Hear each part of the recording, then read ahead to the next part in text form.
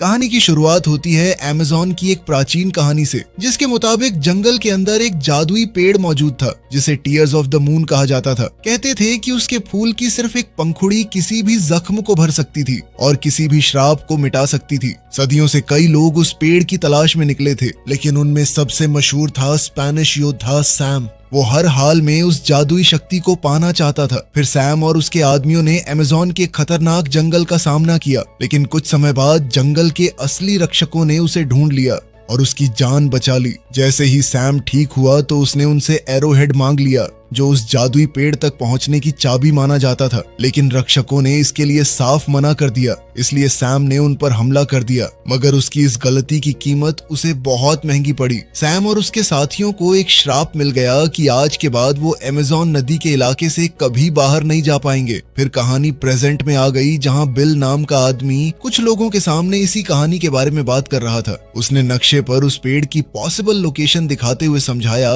कि अगर उन्हें एरोहेड मिल जाए तो वो एक खोज अभियान शुरू करके टीयर्स ऑफ द मून को ढूंढ सकते थे। लेकिन असल में ये पूरा भाषण उसकी बहन लिली ने लिखा था और वो ऊपर छुपकर खड़ी हर लाइन उसके साथ बोल रही थी। कुछ देर बाद लिली को समझ आ गया कि उसका भाई सोसाइटी को एरोहेड देने के लिए राजी नहीं करा पाएगा, इसलिए उसने खुद ही मामला संभालने का फैसला कर लिया। जब बिल सबका ध्यान भटकाने लगा तब लिली चुपके से सोसाइटी के कॉरिडोर्स में घुस गई। उसके हाथ में एक नक्शा था जो उसे आर्टिफैक्ट्स के कमरे तक ले जाने वाला था, मगर रास्ते में उसकी टक्कर प्रिंस पार्क से हो गई। पार्क को लगा कि वो बस किसी असिस्टेंट का कमरा ढूंढ रही थी, इसलिए उसने बिना शक किए उसे जाने दिया। अब लिली सीधे आर्टिफैक्ट्स कमरे में घुस गई। फिर उसने अपने कपड़े बदल कर लड़कों वाले कपड़े पहन लिए ताकि किसी का ध्यान उस पर न जाए। कुछ देर बाद उसे वो क्रेट मिल गया जिसमें एरोहेड रखा हुआ था। जैसे ही उसने क्रेट खोला तो उसने तुरंत एरोहेड चुरा लिया, लेकिन उसी वक्त अचानक एक सोसाइटी मेंबर प्रिंस पार्क को भी उस कमरे में ले आया। पता चला कि पार्क भी उसी एरोहेड की तलाश में था और जैसे ही उन्होंने क्रेट खोलकर देखा तो एरोहेड गायब था। तभी अचानक पार्क की नजर लिली पर पड़ी, जो वहां से भागने की कोशिश कर रही थी। प्रिंस पार्क ने तुरंत अपने आदमियों को लिली को पकड़ने का हुक्म दिया, लेकिन लिली इतनी आसानी से हार मानने वाली नहीं थी। उसने अपनी चालाकी और फुर्ती का इस्तेमाल करते हुए एक एक करके सबको चकमा दे दिया, लेकिन आखिर में उसका सामना खुद पार्क से हुआ और उसने लिली को रोक लिया और अगले ही पल लिली लाइब्रेरी की खिड़की से बाहर जा गिरी। लेकिन खुशकिस्मती से उसने वहां मौजूद एक सीढ़ी को पकड़ लिया, पर फिर पार्क ने सीढ़ी पर लगी रस्सी खोल दी, जिससे वो और ज्यादा दूर झूल गई। तब पार्क ने उससे कहा कि अगर उसे मदद चाहिए तो एरोहेड उसके हवाले कर दे। फिर लिली ने बिना कुछ कहे उसकी तरफ बॉक्स फेंक दिया और खुद सीधे उस बस में कूद गई जो उसके भाई बिल ने ऐन मौके पर उसके लिए रोकी थी। फिर पार्क ने तुरंत बॉक्स खोला, लेकिन ये क्या, अंदर एरोहेड था ही नहीं। ये देखकर सोसाइटी का एक मेंबर उससे माफी मांगने लगा, लेकिन जैसे ही पार्क को पता चला कि लिली कौन थी, उसने गुस्से में आकर सबको मार डाला। फिर कुछ समय बाद हम देखते हैं कि लिली और बिल अमेज़न जाने की तैयारी कर रहे थे। उनका मकसद उस जादुई पेड़ यानी टीयर्स ऑफ द मून को ढूंढना था। उन्हें पूरा यकीन था कि उस जादुई पेड़ की मदद से दुनिया की कई जानलेवा बीमारियों का इलाज मिल सकता था। उन्होंने अपना पूरा रूट प्लान कर लिया था। अब सिर्फ एक चीज की कमी थी, उन्हें एक ऐसे बोट के कैप्टन की जरूरत थी जो उन्हें अमेज़न नदी के अंदर तक ले जा सके। इसके बाद हम अमेज़न जंगल को देखते हैं, जहां एक पुरानी और काफी खतरनाक दिखने वाली बोट पर कुछ इंग्लिश टूरिस्ट्स क्रूज का मजा ले रहे थे। इस बोट का कैप्टन यानी स्किपर था फ्रैंक, एक ऐसा आदमी जो लोगों को बेवकूफ बनाकर पैसे कमाने में माहिर था। उसने अपने पूरे क्रूज बिजनेस को एक ही आइडिया पर खड़ा किया था कि अमेज़न की हर चीज इंसान को मार सकती थी। इसी डर का फायदा उठाकर वो टूरिस्ट से ज्यादा पैसे वसूल करता था। वो तरह तरह के नाटक और ट्रिक्स करता ताकि सबको लगे कि वो किसी जानलेवा एडवेंचर का हिस्सा बने हुए थे। यहाँ तक कि उसने एक लोकल ट्राइब को भी पैसे दे रखे थे ताकि वो उसके झूठ में साथ दे। दूसरी तरफ लिली और बिल भी अमेज़न के किनारे बसी एक छोटी सी बस्ती में पहुंच गए थे, जहां फ्रैंक अपना पूरा काम चला रहा था। लेकिन उन्हें पता नहीं था कि प्रिंस पार्क के आदमी भी उनका पीछा कर रहे थे। खैर, लिली अपने मिशन को लेकर बेहद उत्साहित थी और जैसे ही वो पहुंची तो तुरंत स्किपर की तलाश में निकल पड़ी। उसकी नजर रॉय नाम के आदमी पर थी, जो डॉक पर मौजूद ज्यादातर बोट्स का मालिक लग रहा था। उधर हम देखते हैं कि रॉय सीधे फ्रैंक के पास गया, जो अभी अभी अपनी बोट लेकर वापस आया था। रॉय ने उससे अपना उधार चुकाने को कहा, लेकिन फ्रैंक के पास पूरे पैसे नहीं थे, इसलिए रॉय ने उसकी बोट का इंजन निकाल लिया और लॉक करके रख दिया। उसने साफ कह दिया कि इंजन तभी वापस मिलेगा जब पूरा कर्जा चुकाया जाएगा। फिर कुछ देर बाद लिली और बिल अलग अलग होकर रॉय को ढूंढने लगे और इसी दौरान लिली रॉय के ऑफिस के सामने पहुंच गई, जहां उसकी मुलाकात रॉय की जगह फ्रैंक से हो गई। असल में फ्रैंक रॉय के ऑफिस में चोरी छुपे घुसा हुआ था। उसका मकसद सिर्फ एक था, अपनी बोट का इंजन वापस लेने के लिए चाबी चुराना। लेकिन जब लिली वहां पहुंची तो उसने तुरंत खुद को रॉय बता दिया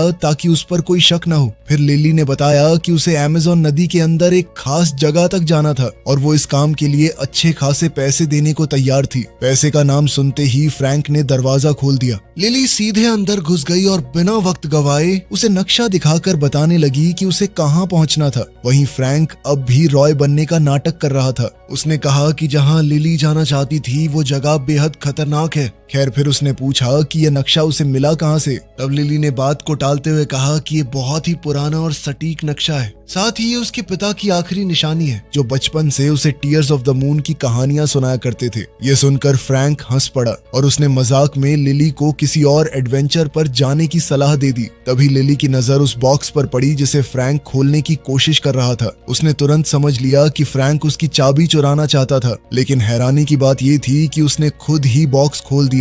बस यही बात फ्रैंक को पसंद आ गई और उसने ये काम लेने का फैसला कर लिया। फिर वो लिली को डील फाइनल करने के लिए एक रेस्टोरेंट में ले गया। वो दोनों सफर की कीमत पर बहस कर ही रहे थे कि तभी बिल असली रॉय को लेकर वहां आ पहुंचा। लिली को तुरंत समझ आ गया कि फ्रैंक ने उसे बेवकूफ बनाया था। वो उससे अलविदा कहकर जाने लगी, लेकिन जाते जाते फ्रैंक की नजर उस एरोहेड पर पड़ी जो लिली ने अपने गले में पहना हुआ था। एरोहेड देखते ही उसकी दिलचस्पी और बढ़ गई। अब वो हर हाल में लिली का गाइड बनना चाहता था, इसलिए वो लगातार अपनी फीस कम करता गया और कहता रहा कि उससे बेहतर कोई भी उसे उस जगह तक नहीं ले जा सकता। लेकिन उसी वक्त रेस्टोरेंट में अचानक एक जैगवार घुस आया। उसे देखते ही रॉय डर कर छुप गया, जबकि फ्रैंक लिली और बिल के सामने खड़ा हो गया। कुछ देर तक उसकी जैगवार के साथ बढ़िया लड़ाई चली और फिर उसने मीट का एक टुकड़ा बाहर फेंक कर जैगवार को भगा दिया। जैगवार से निपटने का फ्रैंक का अंदाज देखकर लिली का भरोसा उस पर जम गया और उसने उसी वक्त उसे अपने गाइड के तौर पर रख लिया।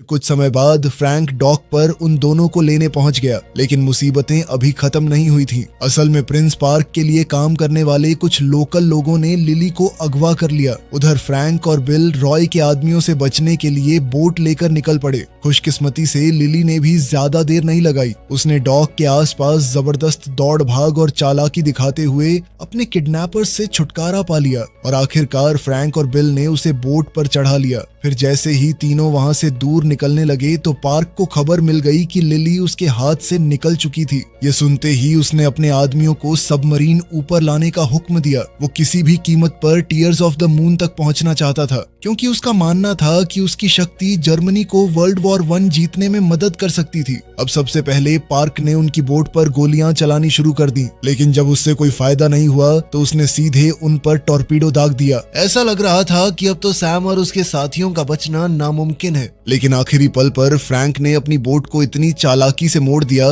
कि टॉर्पीडो उन्हें छू भी नहीं पाया। लेकिन इसी दौरान अचानक सबमरीन का प्रोपेलर एक मोटी रस्सी में उलझ गया और अगले ही पल पूरी सबमरीन डॉक की तरफ घिसटती चली गई। इसका टकराव इतना जबरदस्त था कि रॉय की लगभग सारी बोट्स तबाह हो गईं। अब फ्रैंक, लिली और बिल आखिरकार टीयर्स ऑफ द मून की तलाश में निकल चुके थे। सफर के दौरान बिल तपती गर्मी से काफी परेशान रहता था, लेकिन लिली अमेज़न के हर पल का मजा ले रही थी। नदी के आसपास नजर आने वाला हर अजीब जानवर उसे उत्साहित कर देता। वो अपने कैमरा से लगातार वीडियोस बनाती रहती थी, यहाँ तक कि फ्रैंक भी उसकी रिकॉर्डिंग का हिस्सा बन गया। फ्रैंक को कैमरा काफी दिलचस्प लगा, इसलिए उसने भी उसे चलाकर देखना शुरू कर दिया और इसी बीच दोनों के दरमियान एक हल्की सी केमिस्ट्री भी नजर आने लगी। लेकिन अचानक लिली के दिमाग में एक आइडिया आया। उसने फ्रैंक से कहा कि वो बोट को एक नए रूट पर ले जाए। ये रास्ता ज्यादा खतरनाक था, लेकिन सफर को काफी छोटा कर सकता था। फ्रैंक को ये आइडिया बिल्कुल पसंद नहीं आया। उसने लिली को काफी समझाने की कोशिश की, लेकिन जब वो नहीं मानी तो उसने मजबूरी में उसकी बात मान ली। फिर रात होते ही फ्रैंक ने बोट को किनारे लगा दिया ताकि इंजन कुछ देर आराम कर सके।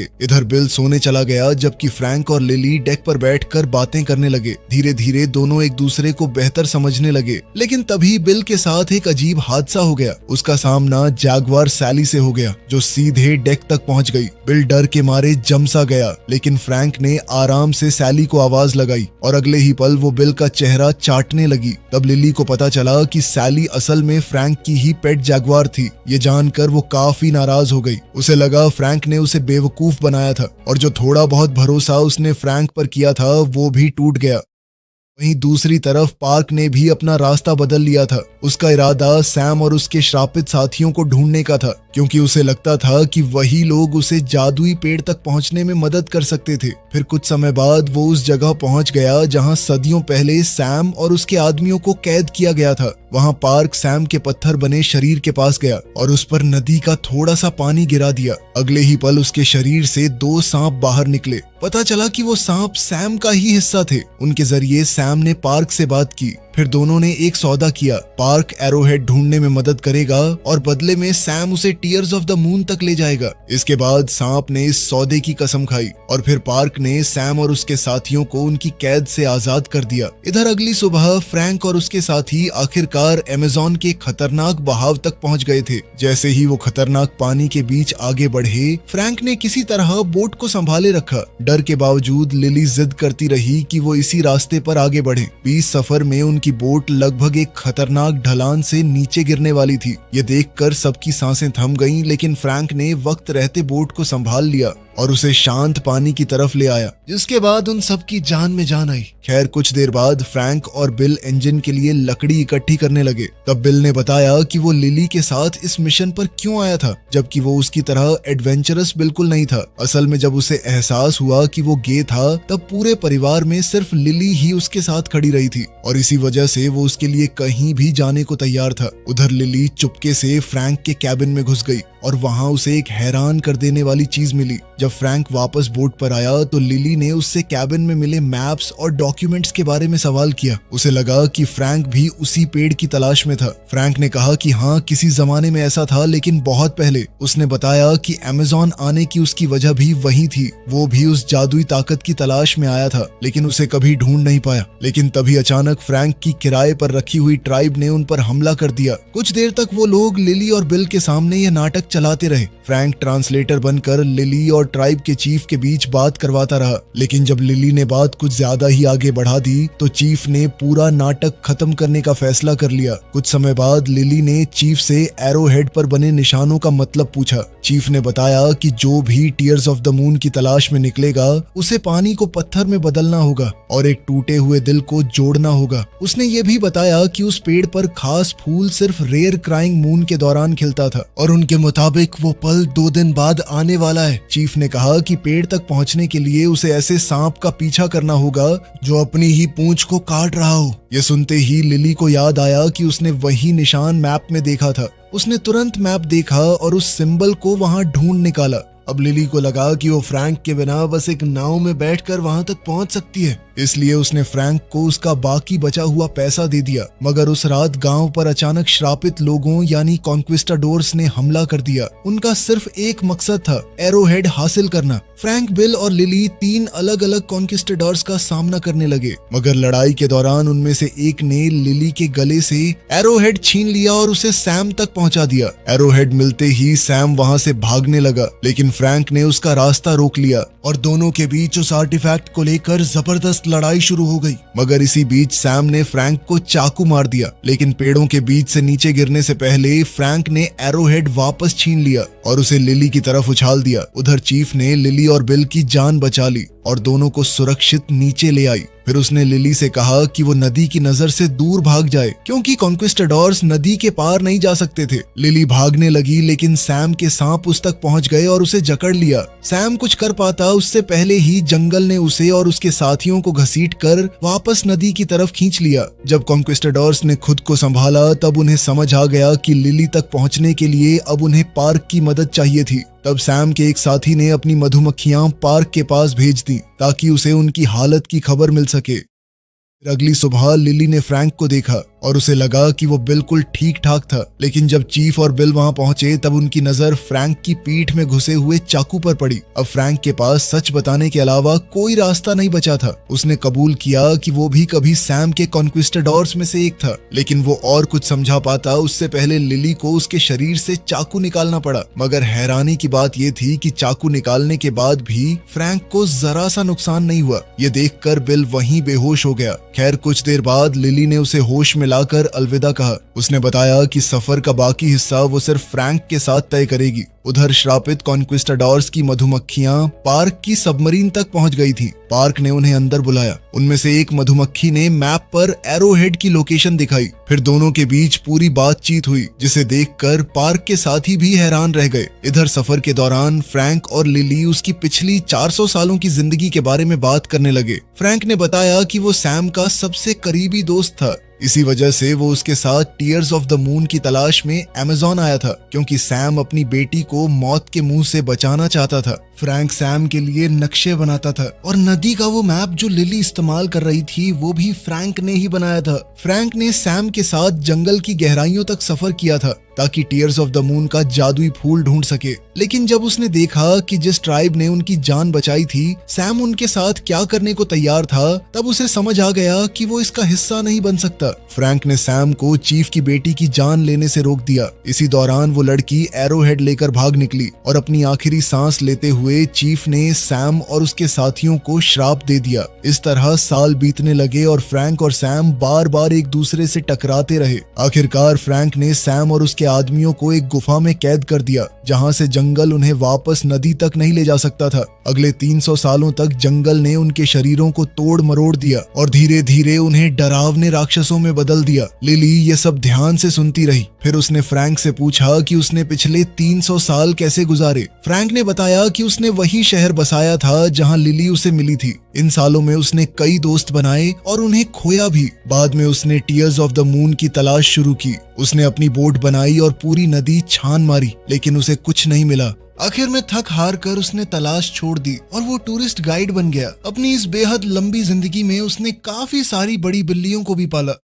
उधर प्रिंस पार्क अपनी सबमरीन में बिल तक पहुंच गया। उसने बिल को पकड़ लिया और उसे मजबूर किया कि वो टीयर्स ऑफ द मून की लोकेशन बता दे। मजबूरी में बिल ने मैप पर जगह दिखा दी। इसके तुरंत बाद पार्क ने कॉन्क्विस्टाडोर्स की मधुमक्खियों को मार डाला ताकि वो ये जानकारी सैम तक न पहुंचा सके। इधर फ्रैंक और लिली भी उसी जगह की तरफ बढ़ रहे थे। सफर के दौरान फ्रैंक ने लिली को बताया कि जब उसे टीयर्स ऑफ द मून का फूल मिल जाएगा तब वो क्या करेगा। उसने कहा कि उसके पास 2 रास्ते होंगे और वो वही रास्ता चुनेगा जो आखिरकार उसे सुकून दे सके। अगले दिन वो नदी के एक ऐसे हिस्से तक पहुंच गए जहां आगे बढ़ने का कोई रास्ता नजर नहीं आ रहा था। लिली को लगा कि शायद वही वो जगह थी जिसका जिक्र एरोहेड में था, जहां पानी पत्थर में बदल जाता था। तब फ्रैंक नदी में छलांग लगाकर नीचे गया। वहां उसे एक प्राचीन चेंबर मिला जहां एक लीवर लगा हुआ था, लेकिन वापस आकर उसने लिली को बताया कि उसे ही अंदर जाकर लीवर खोलना पड़ेगा, क्योंकि वो खुद उस जगह में फिट नहीं हो सकता था। ये सुनते ही लिली घबरा गई, क्योंकि उसे तैरना नहीं आता था। लेकिन आखिरकार फ्रैंक ने उसे मना लिया कि उनके पास और कोई रास्ता नहीं था, और फिर दोनों साथ में पानी के अंदर उतर गए। अब जैसे ही लिली चैम्बर के अंदर पहुंची उसने लीवर दबा दिया, लेकिन लीवर दबाते ही दरवाजा बंद हो गया।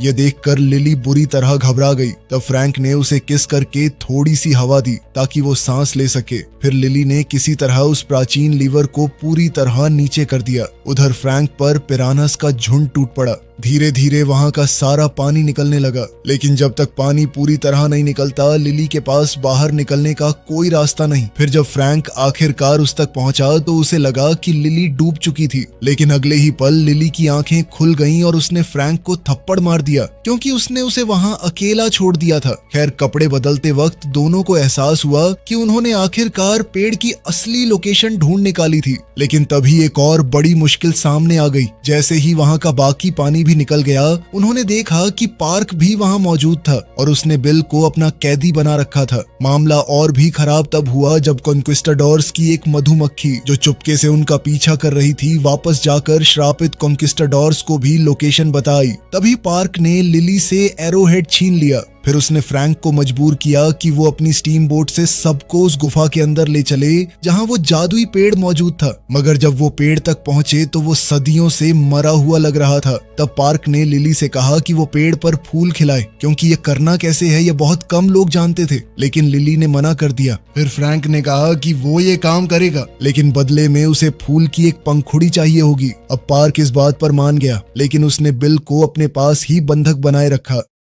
फ्रैंक ने पार्क से एरोहेड लिया और आगे बढ़ने का रास्ता ढूंढने लगा। जब वो तुरंत कामयाब नहीं हुआ तो पार्क ने लिली को भी उसकी मदद करने पर मजबूर कर दिया। फिर दोनों ने मिलकर पहेली सुलझानी शुरू की और तब उन्हें पता चला कि एरोहेड असल में एरोहेड था ही नहीं, दरअसल वो एक दिल था। निशानों के मुताबिक उन्होंने उसे तोड़ दिया और उसके अंदर से एक जादुई टुकड़ा निकाला। फिर उस टुकड़े को पत्थर के एक हिस्से पर रखा गया और जुड़े हुए दिल को दूसरी तरफ। जैसे ही यह हुआ, पेड़ की जादुई ताकत सामने आने लगी। चांदनी की रोशनी में वो पेड़ धीरे धीरे खिलने लगा और कुछ ही पलों में वो पूरी तरह फूलों से भर गया। लेकिन पेड़ के खिलते ही लिली ने फ्रैंक को गोली मार दी। गोली लगते ही फ्रैंक गुफा की गहराई में जा गिरा। उधर पार्क ने तुरंत अपने आदमियों को हुक्म दिया कि क्राइंग मून के खत्म होने से पहले सारी पंखुड़ियां तोड़ ली जाए। इसी बीच फ्रैंक ने पार्क के आदमियों से बिल को बचा लिया। फिर सैली की मदद से दोनों ने मिलकर स्टीम बोट पर दोबारा कब्जा कर लिया।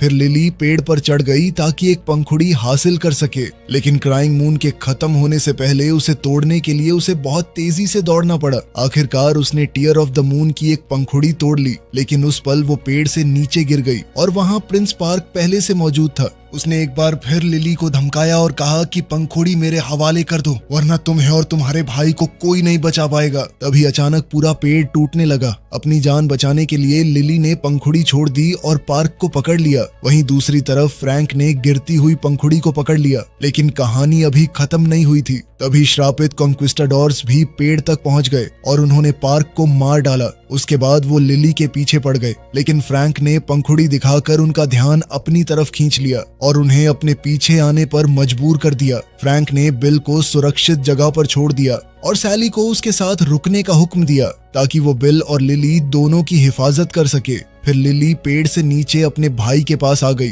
और दोनों ने देखा कि फ्रैंक अपनी बोट को सीधे उस प्राचीन स्मारक की तरफ ले जा रहा था। कॉन्क्विस्टाडोर्स पंखुड़ी हासिल करने के लिए फ्रैंक से लड़ने लगे, लेकिन फ्रैंक ने एक एक करके सबका सामना किया और उन्हें रोकता रहा। आखिर में उसका सामना सैम से हुआ। सैम ने एक बार फिर उससे पंखुड़ी मांगी, लेकिन तब पता चला कि असली पंखुड़ी तो बिल के पास थी ताकि वो उसे लिली को दे सके। अगले ही पल बोट जाकर उस प्राचीन स्मारक से टकरा गई और इस टक्कर की वजह से नदी का पानी गुफा के अंदर आना बंद हो गया। जंगल ने तुरंत कॉन्क्विस्टाडोर्स को अपनी गिरफ्त में ले लिया और क्योंकि अब वो नदी तक नहीं पहुंच सकते थे, जंगल ने फ्रैंक समेत सभी कॉन्क्विस्टाडोर्स को दोबारा पत्थर बना दिया। कुछ देर बाद लिली उस जगह पहुंची और उसने फैसला किया कि वो पंखुड़ी फ्रैंक को देगी ताकि उसका श्राप टूट सके। इस फैसले के साथ ही उसने इंसानियत की मदद करने का अपना सपना भी दांव पर लगा दिया। लेकिन हैरानी की बात ये थी कि कुछ भी नहीं हुआ। मजबूर होकर लिली और बिल वहां से चले गए, जबकि सैली अपने मालिक का इंतजार करती रही। तभी लिली को सैली के जोर जोर से गरजने की आवाज सुनाई दी। वो पलट कर देखती है और देखकर हैरान रह गई।